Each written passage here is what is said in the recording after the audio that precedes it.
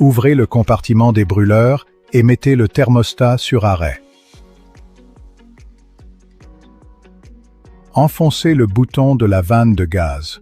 Tournez-le vers la gauche sur la position veilleuse et maintenez-le enfoncé. Utilisez un briquet pour allumer la veilleuse. Continuez à maintenir le bouton enfoncé pendant environ 30 secondes. Quand la veilleuse reste allumée, tournez le bouton vers la gauche sur la position marche. Si la veilleuse s'éteint quand vous relâchez le bouton, recommencez la procédure d'allumage en le maintenant enfoncé plus longtemps. N'allumez pas le thermostat tant que la cuve n'est pas remplie d'huile ou de graisse solide.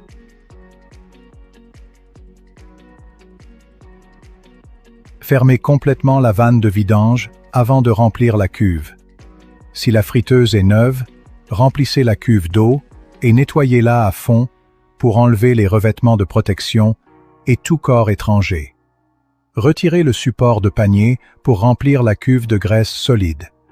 Si vous utilisez de la graisse solide, veillez à ne pas tordre, casser ou plier les fins fils capillaires des sondes thermiques situées dans la cuve.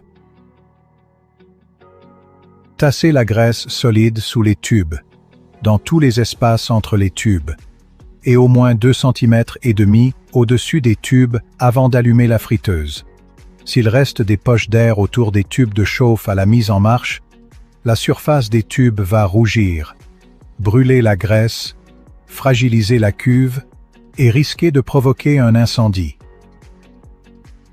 Ne tentez jamais de faire fondre un bloc de graisse solide directement sur les tubes de chauffe. N'allumez jamais les brûleurs si la cuve est vide.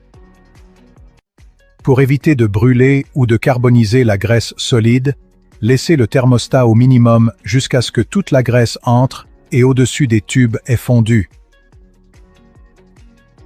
Vous pourrez ensuite ajouter de la graisse jusqu'au niveau de friture souhaité. Les friteuses à gaz sont équipées d'un limiteur de température de sécurité qui empêche l'huile de dépasser les 232 degrés Celsius. En raison de la marge de tolérance de la sonde, la température de l'huile peut atteindre 246 degrés Celsius avant l'arrêt de sécurité. Si la friteuse s'arrête pour cette raison, il faut laisser l'huile refroidir en dessous de 204 degrés Celsius avant de pouvoir rallumer la veilleuse. Une huile qui fume indique que la température est trop élevée ou qu'elle est usée. La présence de résidus collants dans la cuve montre qu'un nettoyage approfondi est nécessaire. Utilisez une huile différente pour les aliments gras, maquereaux, muscade, etc. et pour les aliments à saveur soluble dans l'eau, frites, oignons, etc. Goûtez l'huile froide pour vérifier sa qualité. Changez-la régulièrement. Une mauvaise huile ne donnera jamais de bons produits. Pour obtenir les meilleures performances, votre équipement doit être maintenu en bon état et nettoyé tous les jours. Bien sûr, la fréquence et l'importance du nettoyage dépendent de l'intensité de l'utilisation. Tournez le bouton du thermostat sur arrêt. Placez un récipient adapté sous la vidange et videz complètement la cuve de son huile chaude. Retirez le support de panier, le cas échéant, et rincez les dépôts restants au fond de la cuve avec un peu d'huile chaude.